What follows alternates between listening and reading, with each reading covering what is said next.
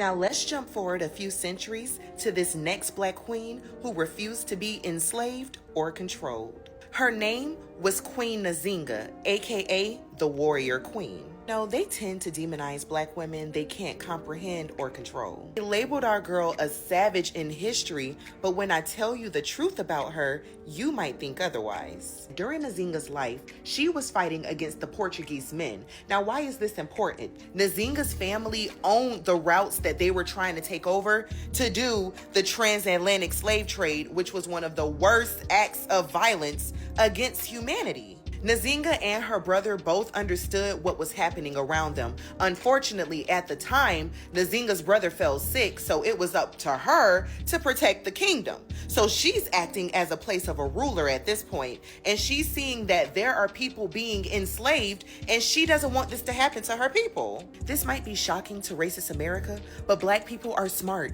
She understood that these Portuguese men weren't just trying to trade with her, they were trying to do business with her so they could have access to these routes so they could act out their devious and sinister plans that they had for black people during that Atlantic slave trade.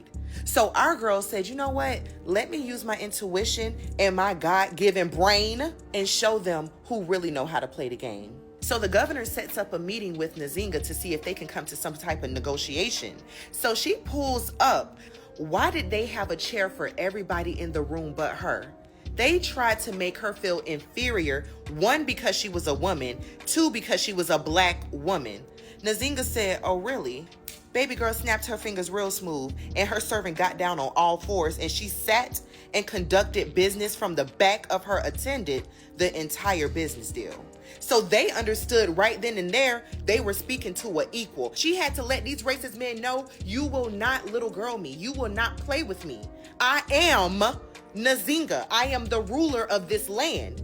If you want access to it, you will respect me. I know those Portuguese men was gagged, honey. They said, oh, we can do that? We can use slaves as chairs? Historical texts tell us that Nzinga was a diplomat. She was a military strategist and a political negotiator. She was a master of alliances, y'all. She negotiated with the Portuguese when it benefited her, but then she went and built alliances with the Dutch when the circumstances changed. So she knew when to and when not to move. Instead of fighting these large armies directly, Nzinga worked smarter and not harder. History says she understood that working with smaller forces could be better used as ambushes and surprise attacks.